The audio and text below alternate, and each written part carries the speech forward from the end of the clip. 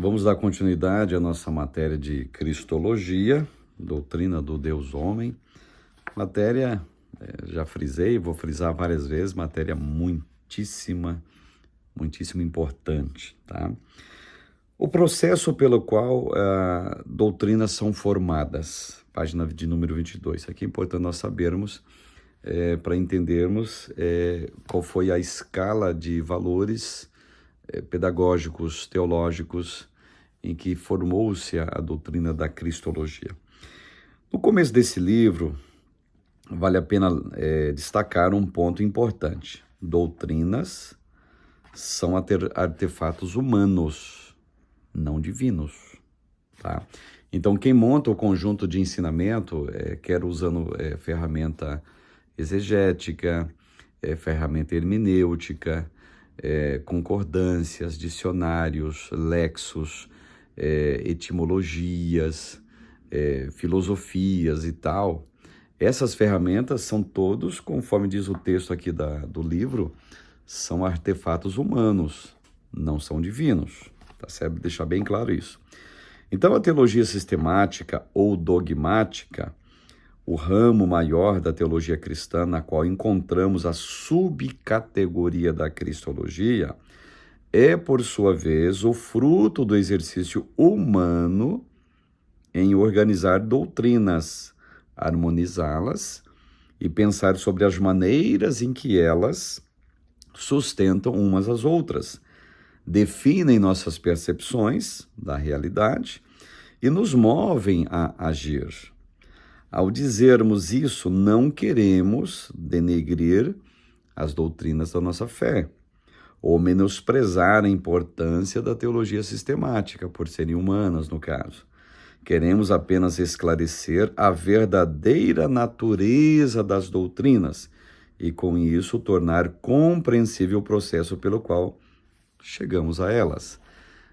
Observando um fato interessante, aqui está a Bíblia como um todo. Está lá os livros da Bíblia, 66 livros, 1.187 capítulos, 31.173 versículos. E desse conjunto de livros, dessas expressões capitulares, dessas expressões versiculares, é que teólogos, homens abalizados, tá, do presente e do passado, tiraram desse livro chamado Bíblia, usando artefatos humanos, as doutrinas que delas saem. Com isso, conforme diz aqui a nossa lição, concordo também. Não estamos aqui depreciando de maneira alguma, de jeito nenhum, esse labor, esse trabalho, pelo fato dele ser humano, tá? Então, as doutrinas bíblicas, entendo o que eu vou dizer, elas não são inspiradas por Deus. Deus inspirou essa doutrina. Não, isso não existe. Agora, o material em que é feito as doutrinas bíblicas, palavra de Deus, capítulos e versículos das Escrituras, esses sim, são textos evidentemente inspirados por Deus. E qual é a doutrina certa deste ou daquele ponto doutrinário da Escritura? Ora, aquele ponto que é juntado a outro ponto escriturístico, bíblico, de palavras inspiradas, que formam o conjunto das doutrinas bíblicas. E com isso, uma coisa bem simples aqui, a gente pega o texto, a gente pega o pós-texto, o contexto e a referência remota desse texto em referência, para fazer o quê? Montar as doutrinas bíblicas. Elas devem ser dessa forma. Então, isso é o que é, gente? É um labor humano, não é divino. Montamos a doutrina da Cristologia porque foi inspirado por Deus. Não, temos um texto que nós, humanos, vamos pegar ponto por ponto, verso por verso, e montar esta ou outra doutrina. Eu acho que vocês me compreenderam o que eu quis dizer, né? Então, é por aí. Então, doutrinas religiosas, olha só, são formulações, expressões, afirmações em termos humanos de verdades que foram recebidas por meio sobrenatural, o que eu acabei de explicar para vocês.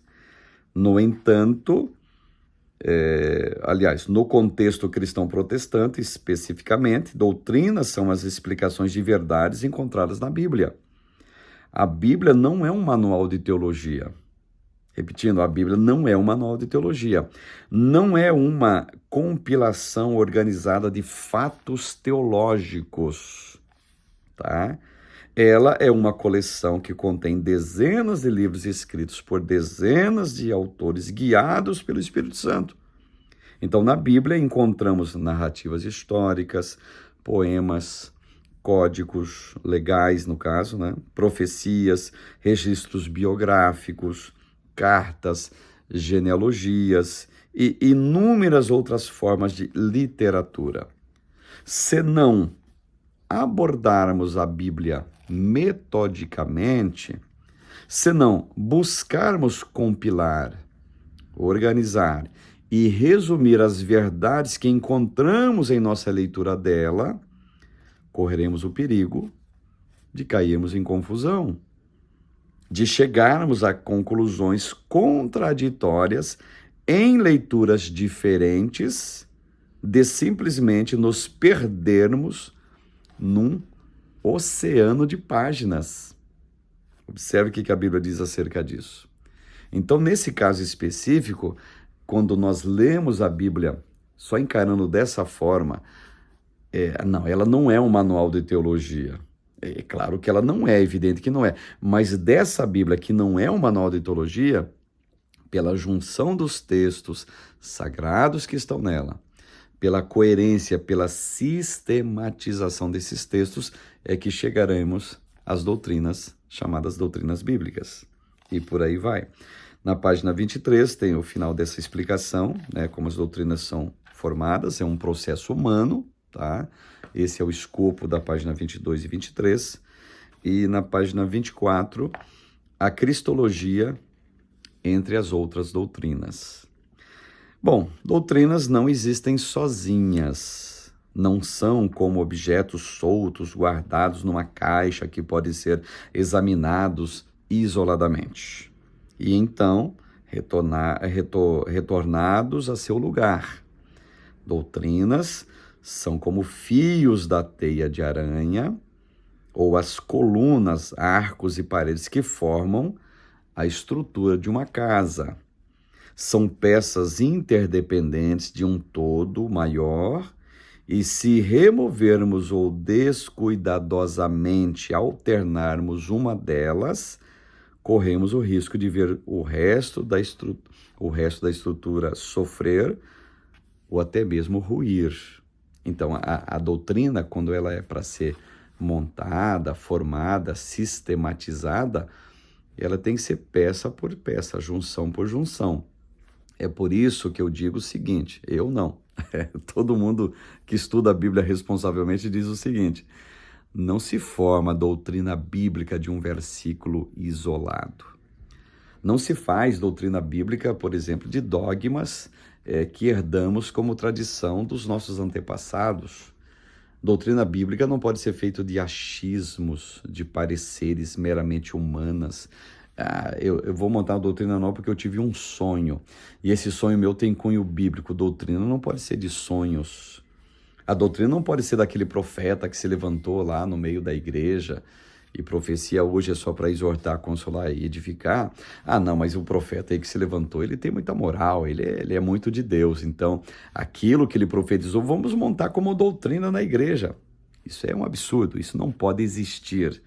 Então, doutrina bíblica, sadia, sólida, é formada de peça por peça, capítulo por capítulo da Bíblia, versículo por versículo da Bíblia.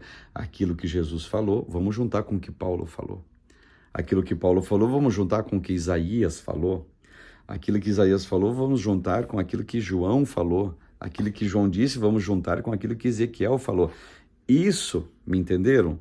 Isso é formação de uma doutrina bíblica.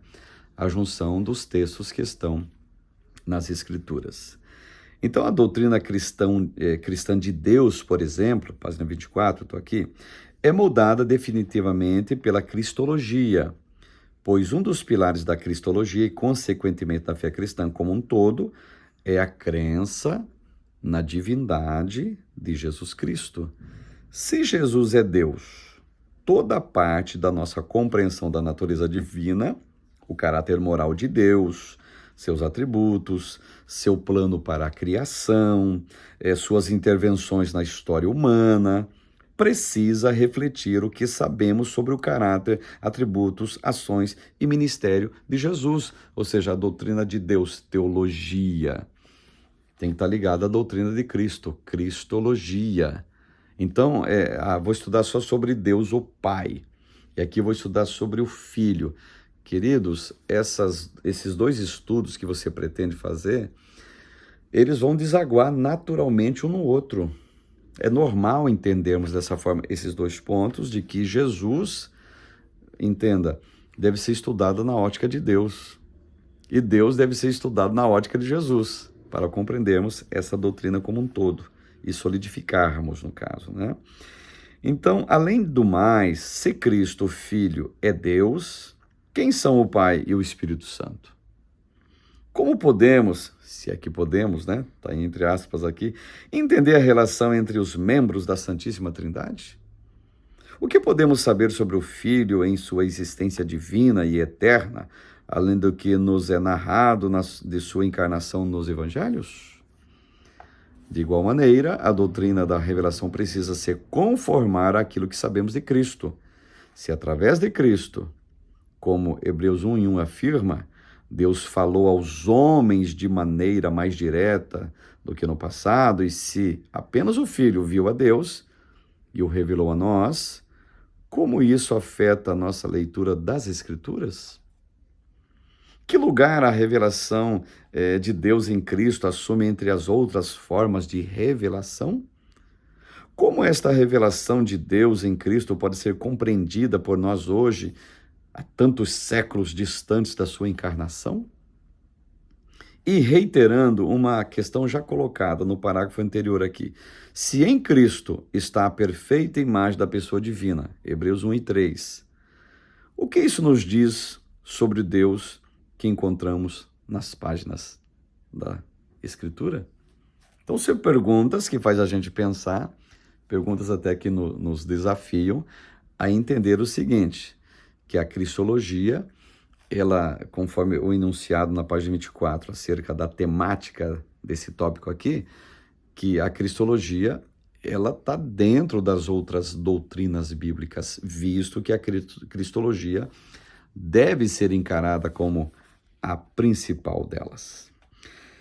Fechando aqui a questão, na página 25, temos aqui uma questão para nossa reflexão, acho importante levantar para vocês. A partir dos aspectos introdutórios, analise a importância da cristologia para a compreensão de todo o cenário teológico. Nós já frisamos isso daqui nas aulas iniciais de maneira muito exaustiva, muito enfática até inclusive. A cristologia, ela, por assim dizer, está em todas as doutrinas, e todas as doutrinas me parece que desaguam e devem desaguar na cristologia, sendo a principal delas, queira ou não, em aspectos bíblicos, doutrinários, sistemáticos, soteriológicos, qualquer aspecto voltado a qualquer matéria bíblica, Jesus é a principal peça. Gente, para pensar comigo, tire Jesus de qualquer doutrina bíblica, o que vai virar esse pacote de doutrina? Não tem como elas ficarem em pé. Capítulo 2, página 27, a divindade de Cristo. Um ponto de consenso entre todas as denominações cristãs, apesar de divergências teológicas em outras questões, é o comum acordo a respeito da divindade de Jesus. Existem exceções, é claro, como no caso das testemunhas de Jeová ou dos Mormons, mas em sua vasta maioria as igrejas cristãs aceitam e têm aceitado por longos séculos a doutrina de que Jesus de Nazaré foi e é a encarnação humana do Deus que criou todo o universo. Dessas igrejas, a maioria aceita também a doutrina da Santíssima Trindade, segundo o qual Jesus Cristo é o segundo membro de uma tríade de pessoas divinas que são, mesmo sendo três pessoas distintas, um só Deus. Quando cristãos declarados negam a divindade de Cristo, o nome geralmente dado a essa posição é o arianismo, que já vimos isso, né? Uma palavra derivada de Ário, famoso proponente dessa perspectiva no século IV. Então Jesus, ele é não apenas um ser divino, Jesus é Deus em toda a sua forma e em toda a sua essência.